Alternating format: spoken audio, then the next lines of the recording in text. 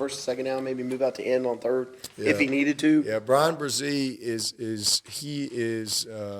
I just give you the perspective, but he's Christian Wilkins, athleticism, dynamic, kind of freaky athletic for a big guy like that, and but he's stronger and more heavy-handed and maybe a little more violent at this stage coming out of high school than Christian was. And we all know who Christian was and how he impacted us as a freshman. But yeah, he's just a very versatile player. You just don't see many big people that can move. And he's lean. Like, you look at him, you can't believe, that he's 300-pounder. I mean, he can flat out move. And another great family and another very humble young man. First guy in this morning was Brian Brzee.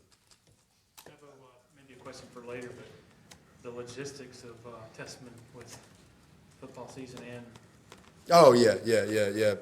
It's a good one for later. But the good news is I got a lot of experience with it because I've had baseball players, I've had track guys, I had Nuke who played basketball, have managed that, and there's a lot of coaches that talk about it. It sounds good in the recruiting process, but actually having a plan and really understanding how to manage it, that's a different deal. And I got a lot of experience with it. And I've even had a soccer player, Buck Holtz was my first kicker. He made a few good kicks around here. I mean, Buck Holtz, he's getting ready to live the dream around here. He's going to be like a rock star. And that's kind of how Buck Holtz was. Buck Holtz was like, we're having to fly him like on a private plane to playing a soccer game on Friday night. And he shows back up with the team on Saturday, and he's kicking field goals for the Tigers. I mean, what a cool experience Buck Holtz had. And but Tanner's special. He's a special talent, and it'll be fun, And obviously we've got a lot of time. We got BT. He's going to be a junior next year, but Tanner will come in and compete right out of the gate. There's no doubt, because that's just his DNA. That's just how he's wired. But he'll gear things toward the easy thing too. It's not like he's playing soccer and then he's trying to play wide out. He's a kicker. And half the time our kickers are out there, playing soccer while we're practicing once they get, you only kick so many field goals, so they're over there kicking the ball around on some field and playing dodgeball or something. So it's really not that hard to manage when it comes to the situation. So Noonan and I will have a great time with it, and it'll be a cool experience. It'll be something I think our fans will really be excited about, soccer fans and football fans, and be a cool story as he goes through his career. You alluded to it, but your ability to just open doors all over the country, what does that say about the sustained success that you said you have, and how you said kids have basically grown up watching Clemson now compete for national titles? Yeah, and that's what I get that all the time. I mean, a lot of these kids that I'm meeting, they're, you think about, I've been the head coach 11 years, and last 9 years I think we're the second winningest team in the country. And, we've had obviously a lot of success, and everything's on TV and all that, and there's no long distance anymore. It's like instant, information every day, all day in their world. And so, sometimes I'm a little I have to remind myself because that's just not my world. And I have to remind myself when I meet one of these kids for the first time, and it's like, all right, so now why Clemson? And they know everything about Clemson. And since they were 6, they've been getting a lot of Clemson and following it, and they all know where it is. 11 years ago, very few people probably knew where Clemson was outside of kind of our main footprint. But now, literally, we have kids that reach out from all over the country, and a lot of them have a lot of offers, but we haven't offered them, and and so we'll say, well, take a look at your tape and come look at it, and it's just, I think it speaks to certainly our program, the culture, the consistency that we've had in our program, the continuity that we've had, but also it's a compliment to just Clemson. Because it's one thing to have a great football program and all that, but it's another thing to have a great place to live. A wonderful university to go to school at. It all has to go together, and people come here, and it's special. Our location, what we're surrounded with the mountains and the lakes, and 2 hours from Atlanta and 2 hours from Charlotte, and Greenville is one of the best cities in the country. It's just we've got a lot of great natural resources that I think are just built in for us, and then that goes along with our program and the consistency that we've had. And then I think, when you see, we've been 8 out of my 10 years top 10 academically. 8 out of the last 9 years we've been top 10, us, Duke, and Northwestern. And we won the AFC Academic Achievement Award this year, second year in a row. We've had a Campbell Trophy. And so there's a high value of education woven into the DNA of our program, and that resonates, with the people who are looking for what we offer. And so it's really cool to be able to have a brand that really we can go all over we can go out of the country and people recognize that Tiger Paw. I think that's pretty cool. Yeah, but did you know one quick update from recruiting compliance? We have another player that we can announce if you'd like from Canada. Well, there you go. We've gone international. So I've been waiting on that. Yeah, we've got our first international signee. We're going to sign Joe. When I first met him, I said, "I'm Dabo. Nice to meet you, Joe." And we hit it off right there. He was destined to be a Tiger.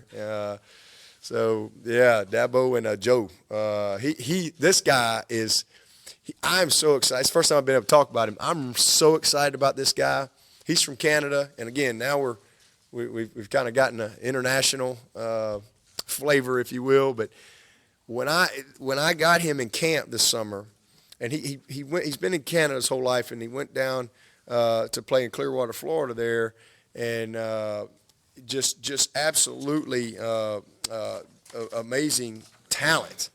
Brooks, Alberta is the actual, I don't know if you call it province that he's from, but he went down there to Clearwater Academy, and Coach Chinchard and his staff did a good job, but they kind of got him there. And this guy, I kid you not, had never been in a stance. He's played football his whole life. I watched his tape, and what I love, this guy's playing in snow, and he's tough as they come. This is how he grew up, playing in the snow, playing Canadian football his whole life. 3 downs, that's how he's played football. That's what he knows. And then he comes to Florida, and he has to go do spring practice in May. Well, then he comes in to us in June to camp. And Jeff and Tony went down there to see him, and they were like, "Coach, and I said, all right, I need to see him in camp." So he comes to camp, and literally he did not really know how to come out of a stance because he's always had a running start. His whole life he's had running starts. So it's just when I talk about a guy that we're going to have a chance to really just kind of mold as a wideout guy, I'm so excited about him. His leaping ability is off the charts. In fact, I think he's got some kind of Canadian record for long jump or high jump in Canada. Just kind of a freaky skilled guy.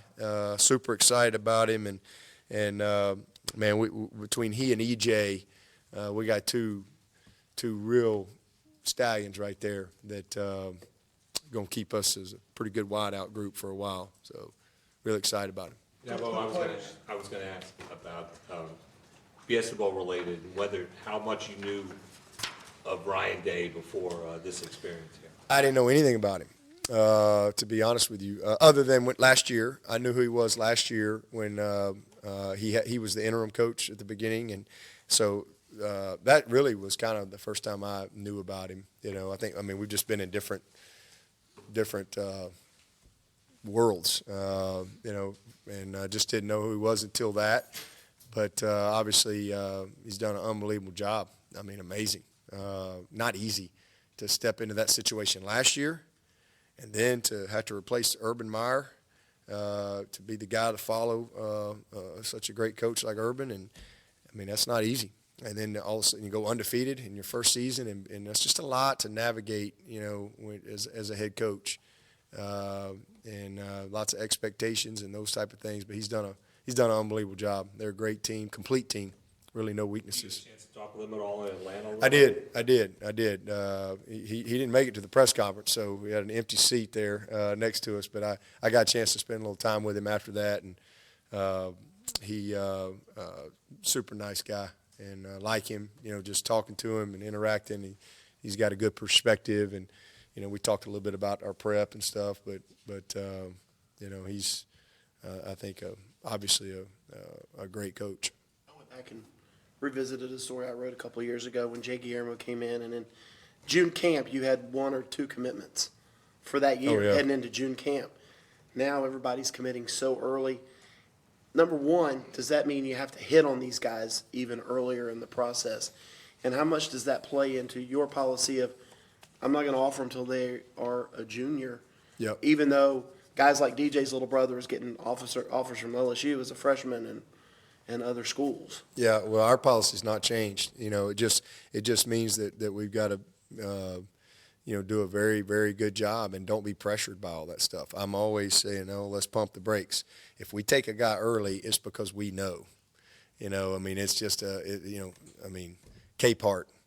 He was my first commit in this class, but I knew him. He'd been in. I think it was like maybe spring of his sophomore year, I believe, going into his junior year, but he'd been in camp. I knew him. Deshaun Watson, his sophomore year, I knew him. But that's just I need to. That's how we protect our program. Is just making sure that we know enough about these guys. But I just think when you rush those things, and you don't know, they don't know enough about us. It's not just us. They need to know who we are, and they need to know what they're getting into. And I just think that's how many decommitments have you seen from Clemson over the last, I don't even know, 5, 6, 7 years. How many? Not many. But I think it's because we just tell them the truth, and we're very honest and transparent. This is who we are. This is the expectation. And I try to talk them out of committing. But we just have a policy that we believe in, and our program has grown to that point to where we can be patient, and I think it's resonated with the recruits. They know who we are, and they know that we don't offer a lot of people. And there's a lot of kids out there, they're not going to come to Clemson, but they really want that Clemson offer, and so that's just kind of where we are. But nothing changes. A lot of these guys are making decisions as juniors, but I just, for me, I love to see, the transcript after 2 full years. I like to know a little bit about, just their social media, do our research and meet with people. And because to me, it's a lifelong decision. That's how I look at it. I don't look at it as, I'm focused on our program. And I'm like, hey, here's what you got. You got one spot. You got one spot, Mike Reed, one. And so better be right, because that's it, And then all of a sudden, if something changes, and now all of a sudden we had another spot, well, then I'll let him know. And Malcolm Green, we're very fortunate to be able to get another corner like Malcolm Green, because, he wanted to commit early, and we filled up. We didn't have a spot. We were only taking one. And, so he was going to LSU, obviously a great school, but his dream was to come to Clemson. And he's one of the best players in the country. And, he was patient. Trenton Simpson. It's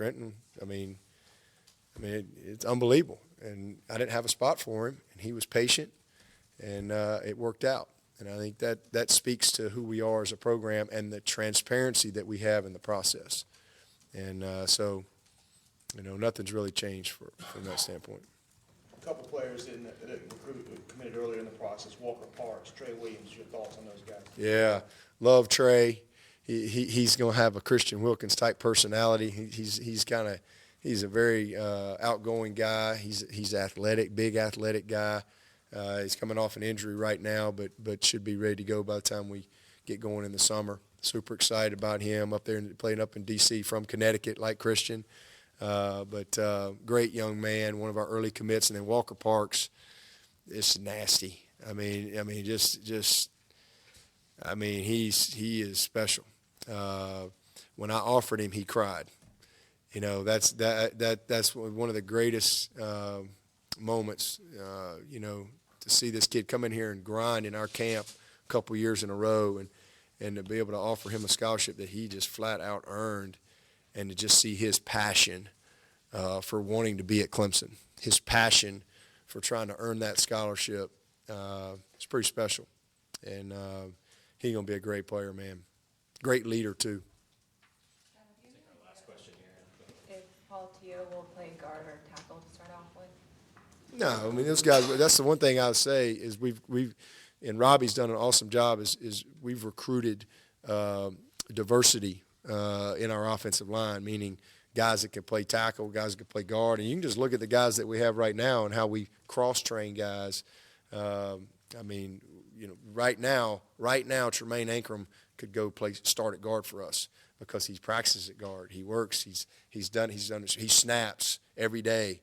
You know, we have a lot of versatility within that offensive line as far as being able to move guys around. And we don't ever know till you get those guys in here and you start coaching them. And, you know, we don't really label any of them. We just call them all offensive linemen. And, you know, from time to time you'll get a guy that you just say, hey, you know, like Mason Trotter, he's not going to play tackle for us. He's definitely a center guard. But, you know, a guy like T.O., you know, some of these, Brian Tucker, Mitchell, Walker, we got all these guys. Trent brings a lot of versatility. I mean, they're going to we'll get the best five in the right spot. And, you know, so not labeling anybody at this point. Counts even now, huh? What's that? Yeah, man. T-Bone's gonna be awesome. I think he's as good a football player as there was in this state. He plays safety like his dad coaches defense. It's gonna be a lot of fun with him. All right, see y'all later. Does Tanner count against football scholarship? No, he's signed with soccer, but when it's time to play, he'll have to be on football scholarship. Okay. Yeah. So, but that'll all work itself out down the road. All right.